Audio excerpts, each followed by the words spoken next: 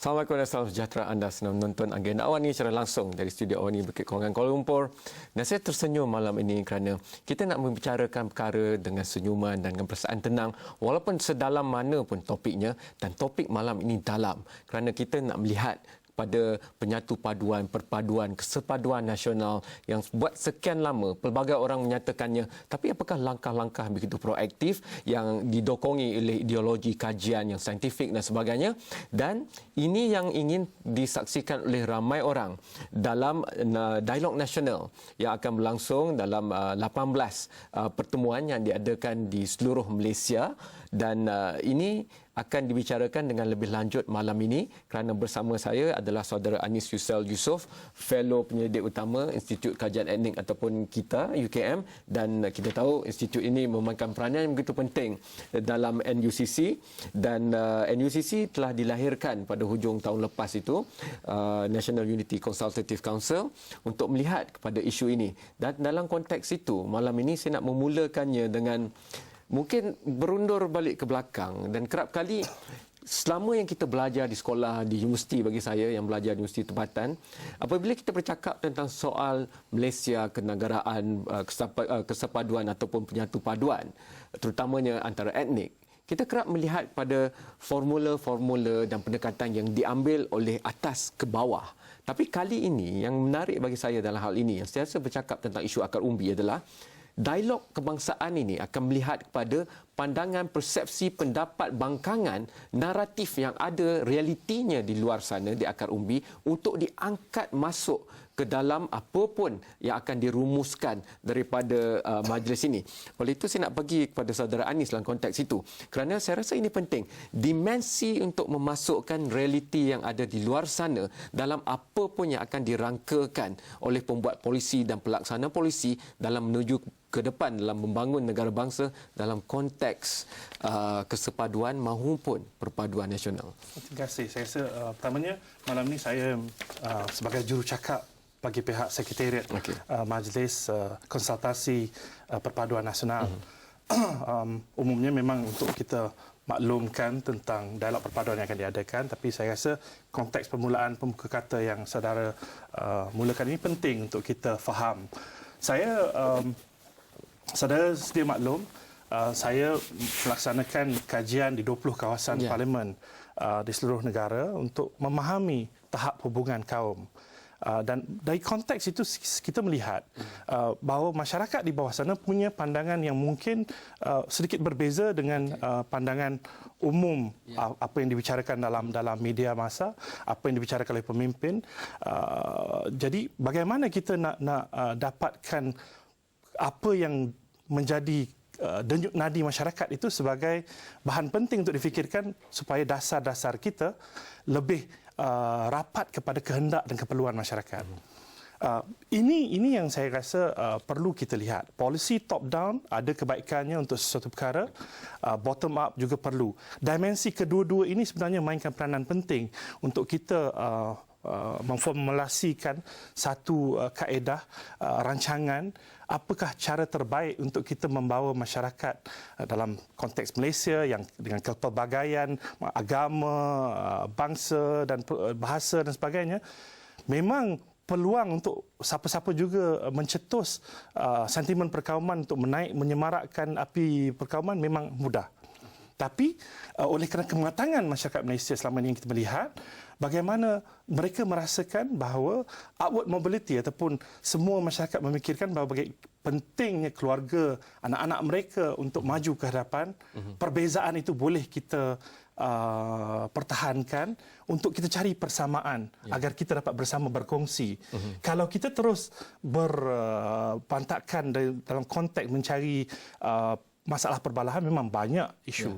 Tapi di sini saya rasa perlunya dialog seperti ini, dan untuk dibawa ke akar umbi, suara masyarakat akar umbi itu penting, kerana di situlah kita akan lebih memahami apa sebenarnya keperluan, kemahuan, daripada hanya kita merasakan rakyat perlukan ini. Ya. Pemimpin saya rasa perlu mula lebih terbuka, mendengar rintihan dan juga mungkin ada pandangan solution yang kita tidak fikirkan.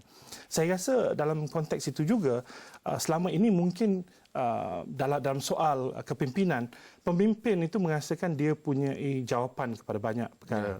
Tapi saya rasa pemimpin yang lebih baik, lebih bijak adalah pemimpin yang mendengar pandangan di bawah supaya dengan kebijaksanaannya dapat sama-sama merumuskan satu cara yang terbaik. Malaysia seperti saya tahu negara yang unik, kita berada di persimpangan di mana banyak perkara orang mencuba pelbagai cara untuk mencabar banyak isu. Sebab itu yang baiknya dalam usaha merencanakan program dialog ini, kami di Institut Kajian Etnik bersama dengan Sekretariat di Jabatan Perpaduan merangka satu kaedah untuk kita melihat daripada tema-tema tertentu. Maknanya kita memberi fokus kepada isu dasar yang kita dah mula berbincang, dasar dan perundangan. Kita melihat dari segi silang budaya dan etnik. Kita melihat dari segi pembangunan yang lebih inklusif, juga memberi fokus kepada belia dan perpaduan, dan akhirnya dari segi integrasi nasional Semenanjung, Sabah dan Sarawak. Tapi tidak hanya memberi fokus kepada lima tema ini, tapi tiap tema ini diperhalusi, diselidiki daripada 9 dimensi isu yang kita merasakan inilah punca yang boleh menjadi permasalahan. Masalah sebagai contoh isu ethnicity, isu agama, isu bahasa, isu kelas dan banyak lagi yang boleh kita bincangkan. Saudara Anis juga terlatih dalam bidang ketenteraan kerana pergi ke kolej di Sungai Besi itu. Kita pergi rehat dahulu. Apabila kembali, kadang-kadang perancangan itu boleh sebegitu rupa, tetapi kalau realiti di akar umbi, ia datang dalam pelbagai bentuk, cara, masa, nada dan sebagainya. Jadi bagaimana inisiatif pertama turun ke akar umbi oleh NUCC ini akan dapat apa jua bentuknya datang, mengambil cara yang terbaik, kerana ia tidak semestinya hanya berlangsung bermula dari A ke Z dengan nada yang selari. Ia mungkin ada titik panas naik ke atas, lepas tu nak turun balik ke bawah. Tapi di sebalik semua itu mesejnya masih perlu diambil. Itu saya nak ambil pandangan Anis tentang perkara itu, kerana saya rasa ini antara inisiatif yang paling mencabar pernah dilakukan dalam konteks nasional untuk negara. Itu kita bincangkan selepas ini.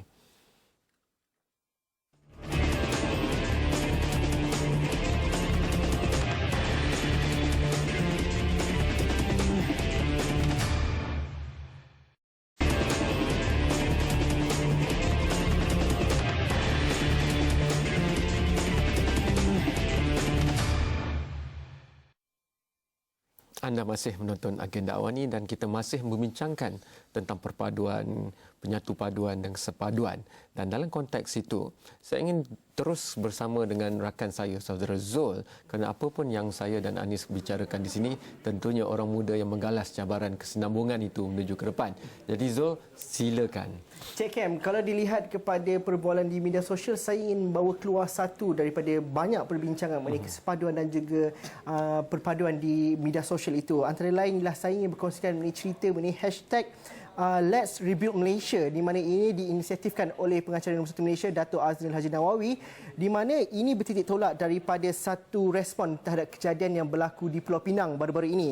Katanya kalau dapat dilihat kepada tweetnya, Aznil mengatakan bahawa perpaduan kita belum hancur dan ini adalah salah satu inisiatif yang dilakukan oleh Aznil supaya dapat menggalakkan orang muda peminatnya ataupun siapa sahaja yang terlibat di media sosial untuk mempromosikan perpaduan dan juga keamanan dan juga berceritakan persamaan yang kita ada berbanding bercerita mengenai perbezaan, dan itu juga mendapat respon daripada rakan-rakan media sosial lain, di mana pengguna Twitter Firbam berpendapat bahawa hormat menghormati adalah kunci bagi keamanan dan keharmonian negara, manakala bagi Safi Kizwan perlu merasakan bahawa untuk menjadi warga negara yang baik perlu bermula dengan diri sendiri, bukan berpihak ataupun menuding jari kepada orang lain untuk memulakannya.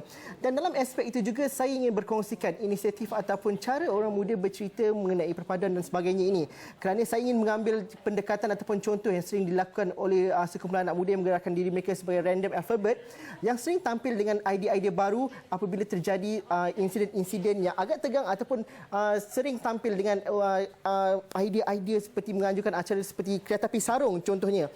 Kereta api sarung ini caranya mudah di mana mereka menggalakkan ataupun mengajak rakan-rakan di media sosial dengan menggunakan platform seperti Facebook ataupun Twitter untuk berkumpul di satu tempat dengan menggunakan kain sarung dan juga menaiki LRT dan menunjukkan mesej-mesej keamanan, mesej-mesej yang menyatukan mereka. Dan ini salah satu inisiatif yang dilakukan oleh Random Alphabet. Kerana sebelum itu mereka pernah tampil dengan inisiatif seperti Saya Mahu Piknik contohnya. Saya Mahu Piknik adalah salah satu inisiatif yang dilakukan selepas pilihan raya umum yang ke-13 lalu, di mana mereka berkumpul beramai-ramai menyatakan bahawa mereka inilah golongan ataupun sebilangan mereka yang terdiri daripada berbagai latar belakang dan juga berbagai latar belakang bangsa contohnya, dan mereka mahu piknik dan untuk menyatakan mesej keamanan mereka. Caranya mudah, diskusi ataupun perancangan bermula di media sosial di Facebook ataupun di Twitter, dan mereka uploadkan gambar-gambar itu di Instagram ataupun di Twitter. Ini cara yang cool orang kata. Ya. Zul, saya nak bagi director kita susah. Anis nak tanya soalan Kak Zul. Tapi saya tahu biasanya director akan ambil saya dulu. Bukan soalan. Saya sebenarnya nak sambung ulasan dan pandangan orang muda. Saya rasa apa yang Zul maklumkan pada kita, untuk saya dan kajian telah saya buat, ini bukan perkara baru. Kerana di bawah sana, rakyat memang itu sebenarnya sentimennya. Dan orang akan cari jalan bagaimana untuk berbaik-baik, sebab dia tahu value-nya, nilainya hidup bersatu padu ini. Dan Cik Anis, kalau saya dapat kongsikan, ini yang cuba diketengahkan mereka melalui inisiatif ataupun aktiviti-aktiviti sebegini. Betul. Kerana mereka merasakan bahawa suara-suara yang ceritakan keamanan, suara-suara yang sebegini tidak diketengahkan atau tidak melonjak naik seperti sensasi, perkara-perkara sensasi ataupun kontroversi. Itu yang mereka memang ketengahkan. Persamaan kita sudah sedia. Maknanya ini dialog perpaduan dah bermula malam ini. Yang sebab itu saya rasakan sebenarnya kita memberi ruang, dialog perpaduan ini sebagai ruang untuk orang datang memberi pandangan. Dan itu penting sebab kita merasakan ruang ini mungkin yang menjadi banyak tempat, tidak ada tempat untuk orang meluahkan perasaan. Jadi mereka. Kebezaan ataupun kalau ada perasaan tidak puas hati itu bukan kerana sentimen perkauman. Yang orang luahkan tak puas hati itu lebih pada perkara governance. Yang boleh kita bincangkan lebih mendalam. Zul, okey. Yang tu inisiatif tu datang dari UiTM ke Zul? Kan? Itu lebih menyeluruh secara berkumpulan tak apa. Itu kita bincangkan kemudian. Zul selalu kata di UiTM tu banyak perkara seperti ini. Terima kasih banyak Zul. Orang-orang bijak. Ya. Terima kasih banyak Zul. Oleh itu saya sebelum pergi rehat, Anis nak menyampaikan apa yang Zul sampaikan itu. Kalau dialog itu diadakan di majlis orang ramai seperti town hall dan sebagainya, tidakkah pemegang taruh, stakeholders yang selalu datang tu, mereka yang kerap mensasarkan perkara ini? Orang biasa seperti yang Zul tunjukkan tadi, orang muda seperti itu, mungkin mereka tidak begitu memilih untuk pergi ke majlis seperti itu. Jadi bagaimana majlis ataupun NUCC akan melihat perkara yang tidak masuk ke dialog itu tetapi penting seperti yang diutarakan tadi? Sudah tentu banyak avenue yang kita akan buka cara untuk mendapatkan maklumat. Tapi balik pada soalan Kamarul di awal tadi, bagaimana nak menangani proses itu. Sebab itu saya rasa, dan ini kalau boleh saya perkongsikan pengalaman semasa saya membantu dalam Parliament Select Committee mengenai integriti dengan pendengaran awam yang dibuat di seluruh negara dulu. Sebenarnya dia lebih pada pendengaran awam walaupun tajuk itu dialog perpaduan. Ini bukan masa untuk kita berdialog lagi.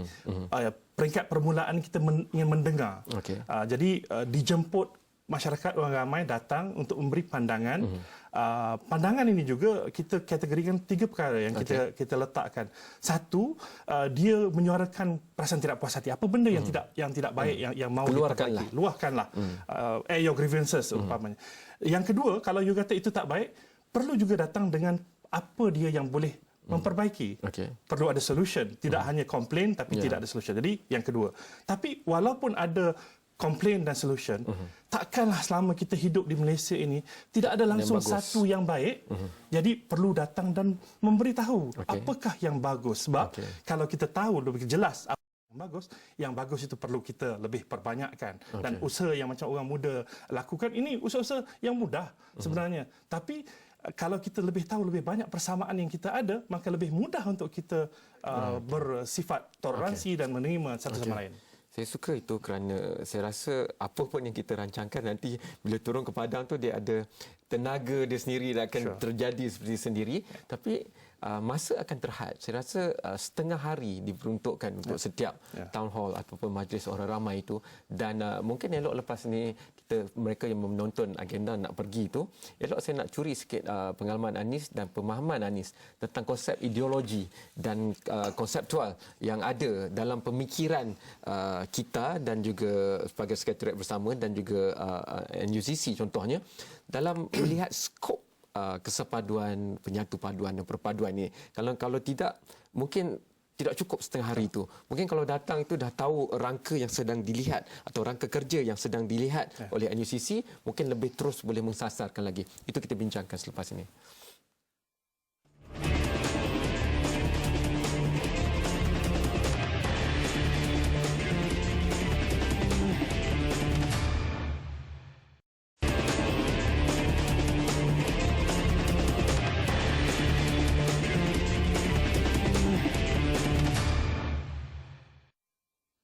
Ada satu pertemuan yang berlangsung di Putrajaya beberapa minggu lalu dan saya bernasib baik berpeluang menghabiskan masa pagi sampai ke malam di sana, dan di situlah saya selalu melihat topik perpaduan, tetapi melihatnya dalam konteks yang didokongi oleh pengajian antropologi dan sebagainya. Itu masih lagi satu yang baru bagi saya, walaupun banyak bergaul dengannya ketika saya belajar dahulu, melihat bahawa ada pelbagai naratif yang boleh dikeluarkan, dan kadang-kadang kita hanya memfokuskan pada naratif pergaduhan itu, sedangkan naratif yang baik itu kita tak buatkan setiap hari kerana itulah kerja kita untuk melihat pada pemisahan itu. Contohnya kalau mungkin saya ditugaskan untuk melihat pada perpaduan, saya mencari masalah perpaduan saja. Tetapi naratif yang baik itu mungkin bukan pada saya yang melihat perpaduan. Naratif yang positif itu dilihat oleh orang yang nak menjual Malaysia kepada negara luar. Dia mengatakan datanglah,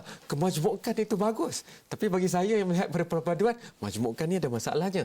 Jadi semua itu, lapisan itu, bagaimana nanti saudara Anis dan rakan-rakan akan melihatnya dalam konteks 18 musyawarah yang akan berlangsung. Sebenarnya permulaan ketika kita berjumpa dan sebagai sekretariat bersama untuk mendapat kesamaan dengan ahli-ahli majlis itu, kami membentangkan idea 3 padu itu. Satu, perpaduan, kesepaduan, dan yang ketiga, penyatu paduan.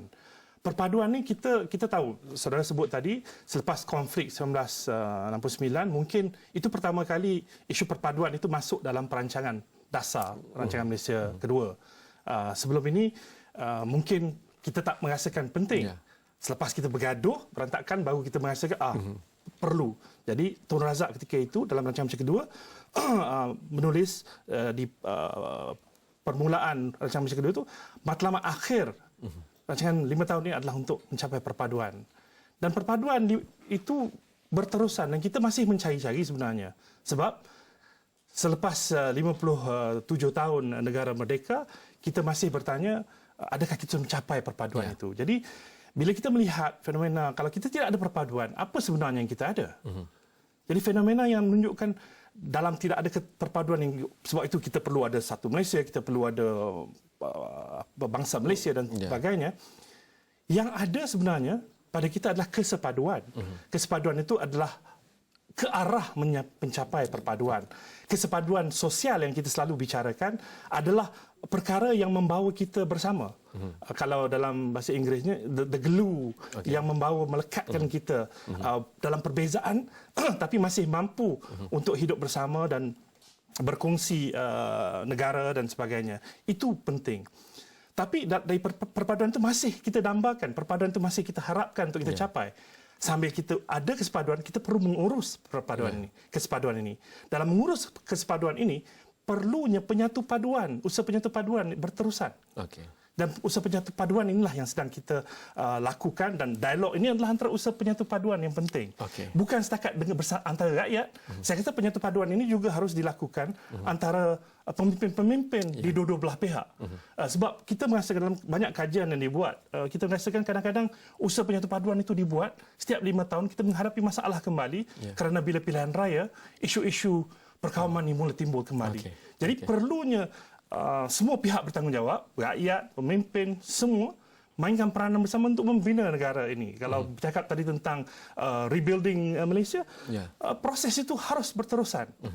Dan saya berharap sangat peluang dari 18 dialog yang kita buat ini akan dapat mendapat maklumat terbaik daripada semua pihak untuk akhirnya kita sekarang ini sedang membantu untuk menyediakan satu blueprint pelantikan yang saya harap bukan hanya warna print saja blue, tapi akan beri penyelesaian, penelitian bagaimana untuk kita terus memajukan Malaysia ini bersama.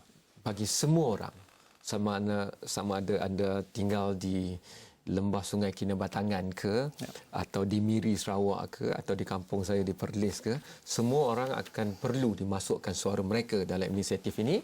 Jadi ada 18 sesi dan itu bukan hanya untuk golongan intelek atau golongan NGO. Tidak. Semua orang boleh pergi, sama ada secara berkumpulan maupun individu, tapi anda akan ada had masa, jika tidak tak akan cukup masa, dan Boleh menulis, semuanya boleh, dan juga ada rangkaian media sosial nanti dan akan diumumkan. Terus ikuti. Saya suka pergi ke laman sesawangkita.ukm.my kerana di situ mereka akan sentiasa memasukkan apa yang terbabit di dalam ini dan mereka lah tenaga penting di sebalik gerakan ini. Jadi pergilah ke semua 18 sesi ini, dan saya sebelum nak habiskan Anis, mungkin soalan saya tadi itu yang saya tahu Datuk Dr. Danison, tenaga kuat di sebalik inisiatif ini, pernah memberikan juga liputan kepada media massa dan mengatakan beliau tahu ada yang golongan yang tak suka pada inisiatif ini pun akan hadir. Sure. Tapi itulah yang menariknya. Itu sebenarnya cabaran pada saya rasa lebih baik